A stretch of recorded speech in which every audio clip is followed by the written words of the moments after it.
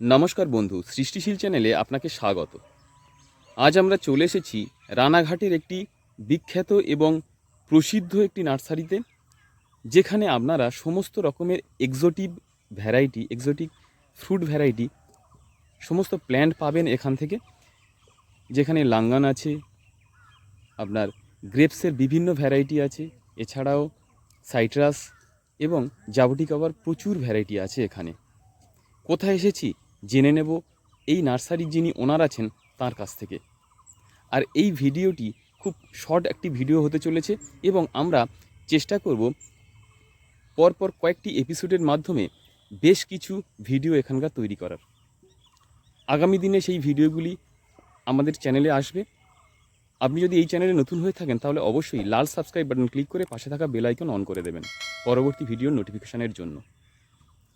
আর আপনার যদি এই চ্যানেলটি ভিডিওগুলি ভালো লাগে থাকে তাহলে অবশ্যই শেয়ার করবেন বন্ধুদের মাঝখানে। চলে যাচ্ছি এই নার্সারির যিনি ওনার আছেন তার কাছ থেকেই জেনে নেব নার্সারির নাম কি। আপনারা তাকে দেখলেই বুঝতে পারবেন যে আমরা কোথায় এসেছি। নমস্কার দাদা। নমস্কার দর্শক বন্ধুদের সকলকে ওয়েব গার্ডেন নার্সারিতে স্বাগত। এটা আমাদের দ্বিতীয় উইং। আজকে মেইন মাদার উইংয়ের যে ভিডিও, মাদার যে বাগান, সেখানকার ভিডিও আমরা পরবর্তী এপিসোডে হয়তো দেখতে পাবো। তো আজকের ভিডিওতে চলুন আমরা কিছু নতুন এক্সোটিক ভ্যারাইটি নিয়ে কথা বলি। এবং মূল কথা, এই ধরনের ভিডিও সবসময় সাধারণত সেলস প্রমোশনাল হয়।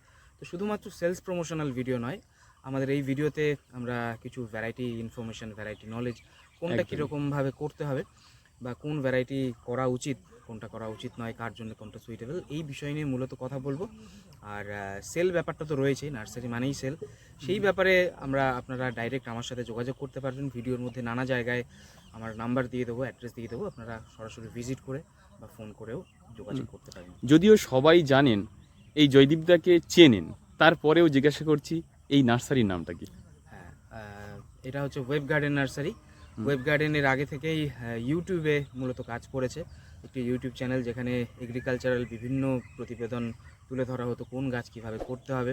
তবে বর্তমানে কন্টেন্ট একটু কমে গেছে, কারণ নার্সারির পরিসরে কাজ বেড়ে যাওয়াতে আমি কেয়ার রিলেটেড যে টিপস সেগুলো একটু কম শেয়ার করতে পারি, কম আপডেট দিতে পারি।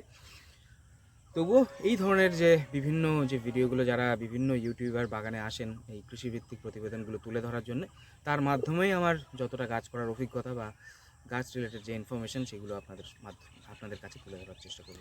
আচ্ছা, একটা প্রশ্ন আছে। আপনি যে সমস্ত এক্সোটিক ভ্যারাইটি নিয়ে আপনি কাজ করছেন, আমাদের ওয়েস্ট বেঙ্গলের মাটিতে কতটা সফল সেগুলো?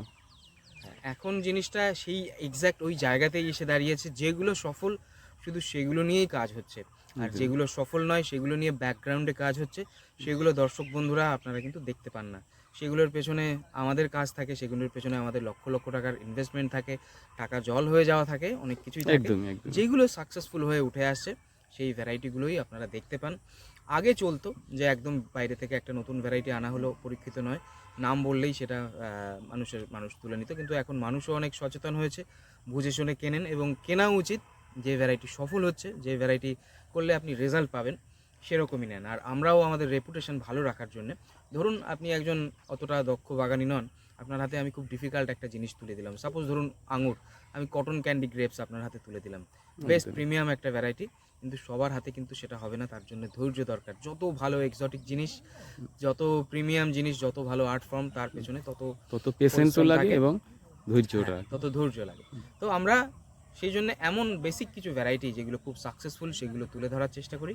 আর এর বাইরেও যদি আপনাদের ইন্টারেস্ট থাকে যে আমি আরও রেয়ার একটা জাবটিকাবার ভ্যারাইটি করতে চাই, যে দাদা এর বাইরে কিছু আছে নাকি, সেগুলো পার্সোনালি আমাকে জিজ্ঞেস করতে হবে। বা লঙ্গানের আমি আরও কিছু, মানুষের কালেকশানের তো শেষ নেই, অনেকে বেসিকেই সমাপ্ত থাকেন, অনেকে আবার একদম অ্যাডভান্স লেভেলে একেবারে আলট্রা রেয়ার ভ্যারাইটি সংগ্রহ করেন। তো সব কিছুরই কালেকশান আমাদের কাছে থাকে, সব কিছুরই সমাধান রয়েছে।